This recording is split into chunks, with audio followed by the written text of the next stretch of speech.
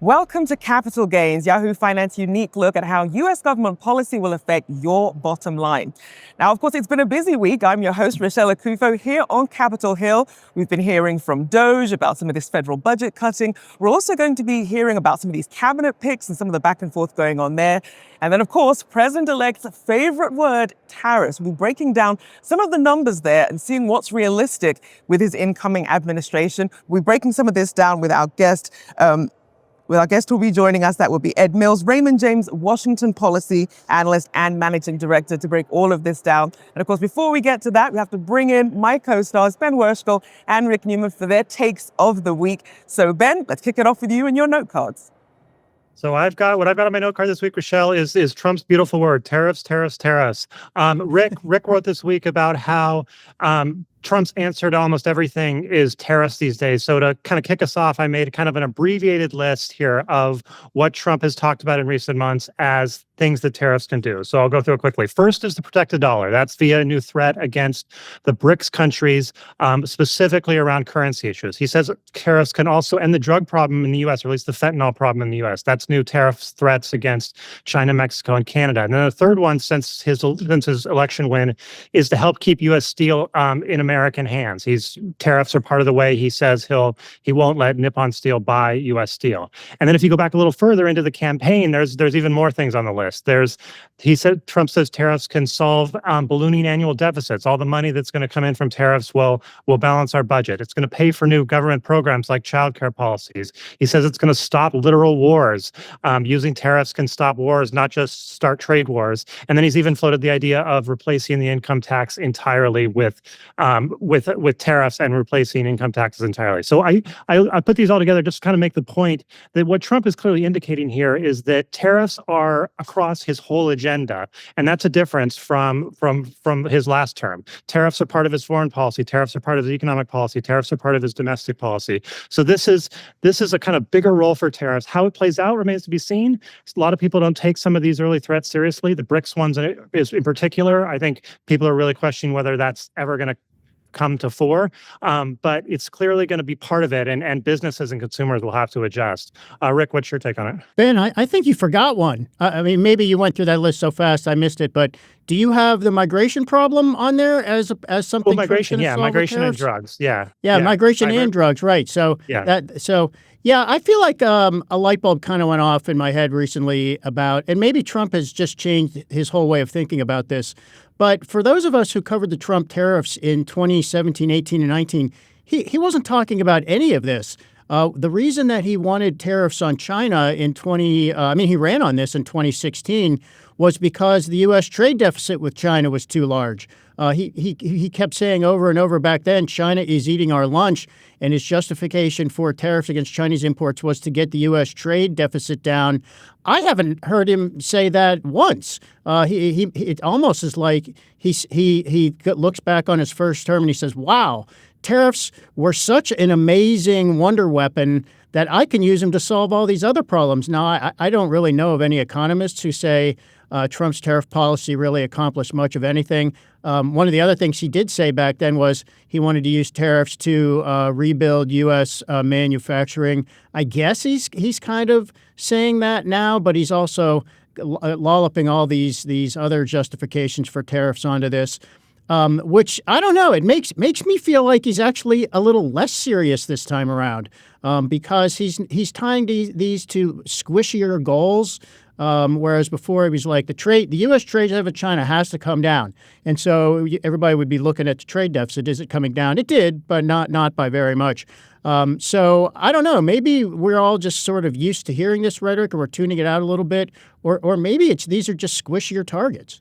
I mean, it's hard because it does seem like the criteria for success for some of these policies, like the goalposts might keep moving. Because as Ben was mentioning, with the USMCA, that 25% across the board tariffs for Canada and Mexico, and they were talking about it being, illegal drugs and immigration. Canada's probably like, why am I in this? Why am I being roped into this? When, I know, Rachelle, Canada's a really good example here. In this regard, it is possible that Trump is just trying to set himself up for success more effectively. And here's one example how he could do that.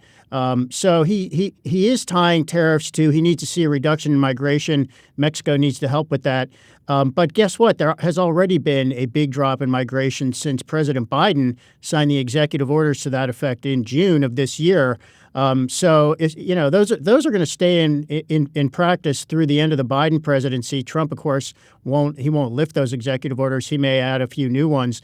So it's very plausible that even in his second, third, or fourth month, Trump could say, "Look, Biden let everybody into the country who wanted to come in. I came down, and the numbers have fallen dramatically." We know Trump doesn't care very much about whether that claim would actually be true or not, but he will be able to say, in March of next year, migration numbers are way down from where they were a year ago. You're welcome. Mm-hmm. Yeah. I think Canada is a really good example here too, because another element of this is almost just the personal element of it. I think Trump he sees it as a win that he threatened these tariffs on Canada, and then Justin Trudeau flew down to Mar-a-Lago to have dinner with them, and that's a big part of it. One of the things, his kind of latest comment, I believe, on Canada is he tweeted what appeared to be an AI-generated image of himself, Trump, to his True Social account, standing next to a Canadian flag that said, "Oh, Canada," as the caption. So does that mean tariffs are off? Does that mean he's just friendly with it now? I don't know, but it's sort of clearly a lot of this is just about kind of the personal outreach that he wants in response from these leaders in response to his threats. Trump was most vague about what he wants from Canada, and maybe he just wants Justin Trudeau to come and kowtow to him. Maybe that's the whole point, and maybe he already got what he wanted on that. Guys, Ben mentioned the washing machine tariffs. I would just like to talk about that a little bit because I think people may be hearing about this as we now get a little more serious about Trump tariffs. So the short story here is most of the Trump tariffs in 2018 and 2019 were on industrial equipment and components and things deep in the supply chain that most Americans, they never saw any effect from that, even though it did raise prices. The one exception was he did impose a tariff on imported washing machines. So that was one finished consumer good where there was a tariff imposed, and that tariff ended up being in place from 2018 to 2023, and then it expired. So what happened when the tariff went into effect? Well, the price of washing machines went up by about $90 per unit. That was about a 12% increase, and that stayed there the whole time the tariffs were in place. And interestingly, the price of dryers, which were not subject to new tariffs, also went up by about $90 per unit. Why was that? Well, it turns out washers and dryers are typically sold as a set, and they are typically priced the same. So the manufacturers and retailers said, well, we're passing along the higher cost of washing machines. Let's jack up the price of dryers at the same time, and it worked. So then the tariffs expired, and here washing machine prices come back down. And if you just measure it the whole period of time from right before the tariffs went into effect to today, the price of washing machines has gone up by about exactly the same amount as appliances overall. So what that tells you is when the tariff went into effect, prices went up by more than overall appliances. When the tariff expired, the price went down. So the industry will tell you there has been no change in the overall price of this consumer good. But that's because the tariff expired. If you had measured it when the tariff was still in effect, yes, absolutely, there was a higher cost paid by American consumers during the time that tariff was in effect. So then when Trump is talking about, obviously, this mandate saying, look, this is what American voters wanted, did they mean tariffs, Ben? Is this what people wanted when they're trying to sort of connect the dots between the prices they're going to end up paying? Yeah, the polling on this is interesting. I've looked at this. What they do want is action on China. So I do think that element of tariffs, if it relates to higher goods, then maybe they change their mind. But when you ask pollsters or when you ask voters during a campaign about tariffs in the context of being tough on China, they say yes. Broadly speaking, they tend to say no, that they don't want, if you ask them whether they want their goods to be more expensive, they definitely say no to that. But the element of the China aspect of this is important. And that's kind of why I think as this shakes out, who knows exactly what'll go into place and what'll not. The ones that feel the stickiest are the ones on China, because it's so politically popular, both in Washington and well as around the country. Just the kind of idea of being tough on China, whether that stands up if there's a much wider range of consumer goods that are more expensive as a result of that, remains to be seen. But that's the one that clearly I think Trump is most focused on amongst this whole array of I don't know, guys. At all the barbecues I was at over the past summer, that's all anybody was talking about. We need more tariffs. We need higher tariffs. And then they would tell me all about protectionist trade policy and what was so great about it. I'm kidding, of course. What exit polls revealed is that voters basically wanted a couple things. They want prices to come down. They want somebody to get migration under control. And they don't care if tariffs are the way Trump does that or some other method. But just to go back to this thing with the washing machines, I think the data on the washing machines, what it tells me is that Trump is not going to impose that type of tariff during his second term.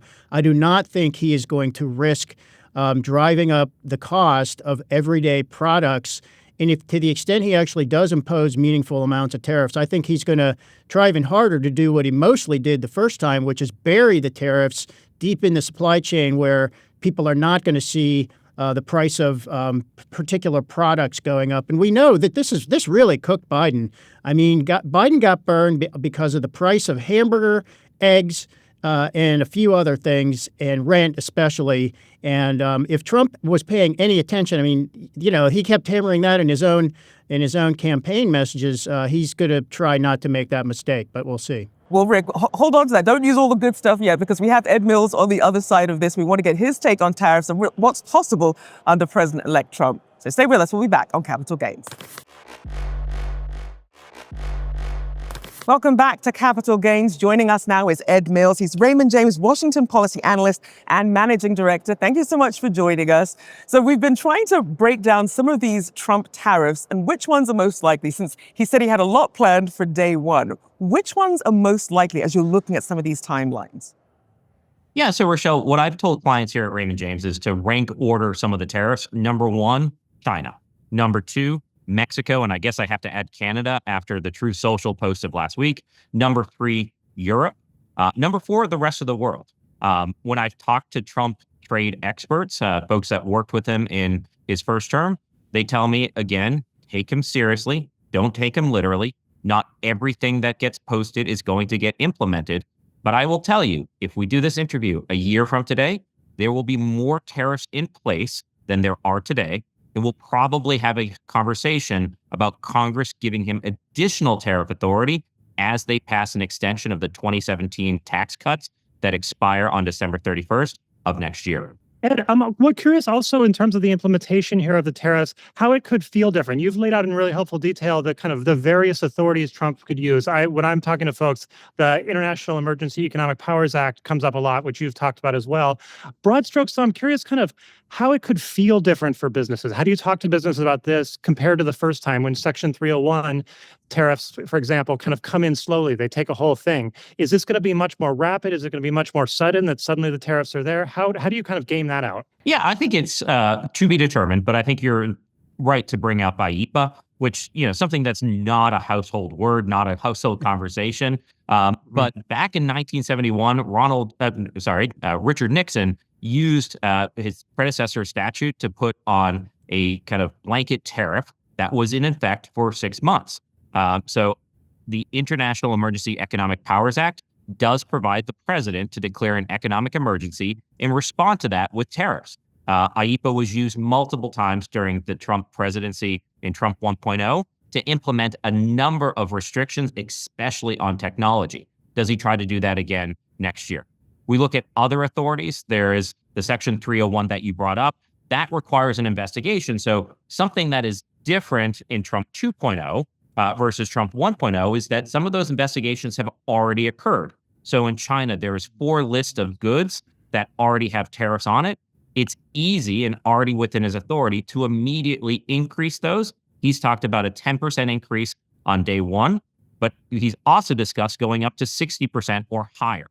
That's why I also have added Europe to the list. There was a Section 301 investigation that was started under his administration for the fact that a number of European Union countries have put on digital services taxes against U.S. tech companies. We could see an immediate response there under 301.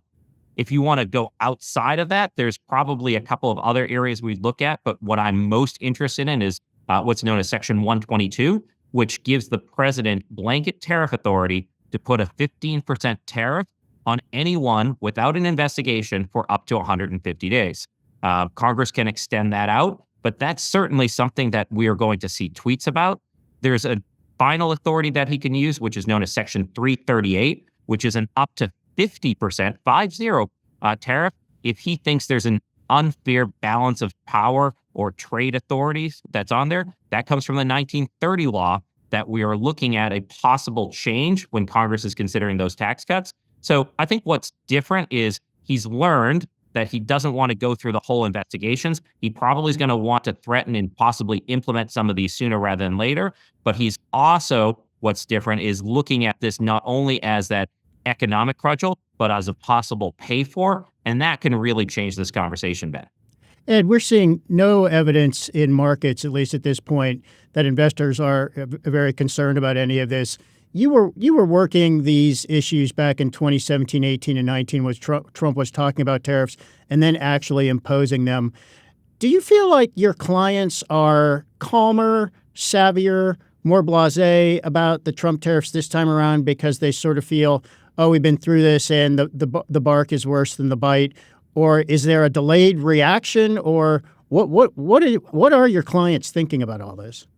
Yeah, Rick, it's absolutely right to bring it up because back in 2017, 2018, to a certain extent 2019, when we had the 3-year-long fight with China, what we saw was aggressive policies from Donald Trump, then the S&P 500 rolling over. Sometimes the S&P 500 was off 20% or more that I could directly tie to the China trade fights.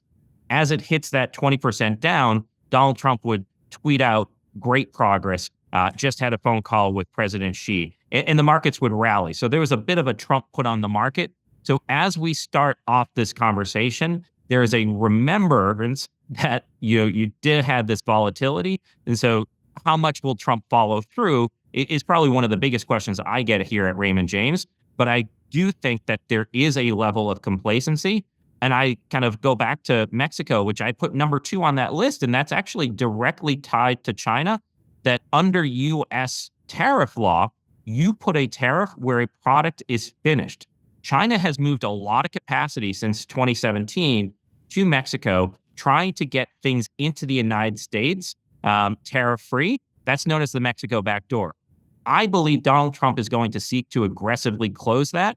And I look at the immigration fights. I also look at the fact that Mexico has elected Claudia Sheinbaum, a strong female leftist leader. And that's a personality clash that I see coming from miles away. And so to think that we are not going to have aggressive tariff policy, I think is whistling past the graveyard. So Ed, you are saying, yes, we could see some of that roller coaster action in markets related to tariff policy, right?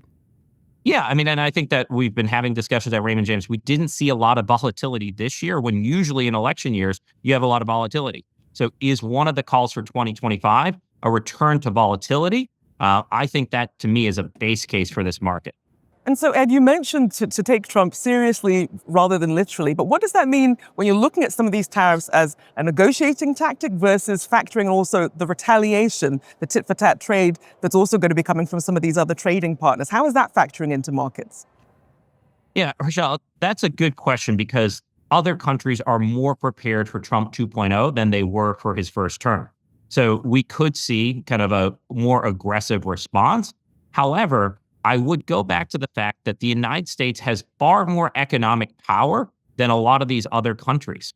To the extent that we see kind of tariffs go on, you see a devaluation of the euro, or you see a devaluation of currencies in Mexico or Canada or China, maybe there is a desire to kind of leave well enough alone. So Donald Trump is absolutely correct in using the market power of the United States in trying to break down some of these economic barriers that exist. Globally, U.S. companies are at a disadvantage across the board as they try to compete in these countries. Why have we not pushed stronger is a key question that Donald Trump is going to ask, and his policy advisors are going to implement. Ed, before we let you go, I wanted to get your thoughts on a kind of an overlapping issue, which is Trump's economic team. I think one of the other strands we've seen this week is a lot of drama on Trump's that kind of national security team, and then very little drama on his economic team in terms of the confirmation project. Pete Hegseth is getting mobbed by reporters every day. Scott Bessent was meeting with senators this week and no one cared, which is a good sign for Scott Bessent. I guess I'm curious, kind of, what do you make of that for investors? What should investors take from that? Does that mean it's kind of a smoother sailing on the economic side? The fact that the confirmation process is going to be easier? And as a corollary, does Peter Navarro, as Trump's trade counselor, which won't require Senate confirmation, is that a monkey wrench in all this? How do you kind of see that side playing out? Yeah, so when I take a step back, Ben, what I see from his economic team is a series of folks that are very fiscally hawkish. That doesn't necessarily jive exactly with Trump's 1.0, his first term agenda. So are we on a collision course between some of their fiscal hawk policies and what actually gets implemented? I do agree with you, the fact that we have not seen a lot of pushback. I fully expect Scott Bessent to be Treasury Secretary, Jamieson Greer to be confirmed as U.S. Trade Representative, Howard Lutnick as Commerce Secretary. But as I kind of peel back the areas of, besides the defense secretary, you have a lot of folks who are very hawkish on China. So that's why I continue to put China number one. You are going to see Marco Rubio get confirmed if he is officially nominated as Secretary of State. You're going to see Mike Waltz as National Security Advisor. You have these hawkish views against China. And so from an economic standpoint, you have to anticipate those are going to be implemented. And Peter Navarro coordinating that from top, that's just the cherry on top from my perspective. Indeed. We know that was obviously very popular with voters being anti-China and pushing for these tariffs. So we'll have to see how that plays out. Great having you on Capital Gains. Ed Mills from Raymond James. Thank you so much for taking the time. Thanks, Ed. Thank you. All right, everyone. Let's get to a look ahead now of what we're keeping an eye on. So Ben, kick things off for us. Yeah, Rachelle, I have one more note card, a bonus note card for you this week, which is about kind of some learnings we're having about the year ahead. So people can kind of plan to the extent this is Trump, so don't take anything totally seriously, but is you can kind of plan how the year ahead's going to plan out in terms of his economic rollout. The big development this week was around taxes.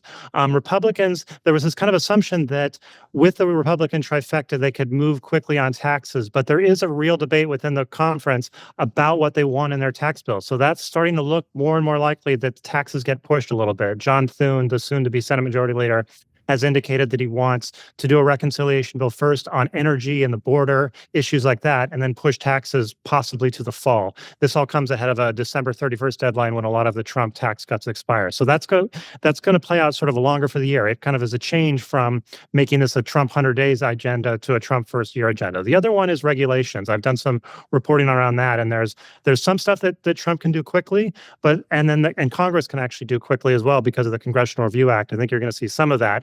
But there's other stuff that's going to take years and years. And this sort of plays into the Elon Musk, Vivek Ramaswamy Doge effort, which is they want to cut regulations, but to change rules in government, it takes 2 to 3 years. So how that plays out remains to be seen. So I think it's really going to be dependent on sort of which sector you're in, what you're focused on to know whether you kind of feel the Trump effects within the first few weeks of his presidency, or whether it takes a few years. So it's a real mix for folks, depending if you're in energy or all these different sectors. I'll take you guys back real quickly to 2017, Trump's other first year in office, and Republicans spent a lot of time trying and failing to repeal the Affordable Care Act. Healthcare, and they don't want to do this again. They don't want to spend a lot of time futilely trying to do something and then picking up the pieces and starting over. So immigration first, tax later. Indeed. And I know we'll also be keeping an eye on what's happening with the energy sector as well. A big thank you to Ed Mills and, of course, to Rick and Ben. I'm Rachelle Akuffo. Make sure you can always watch Capital Gains or check us out where you can find any good podcast. And that does it for this episode. We'll see you next time. Bye.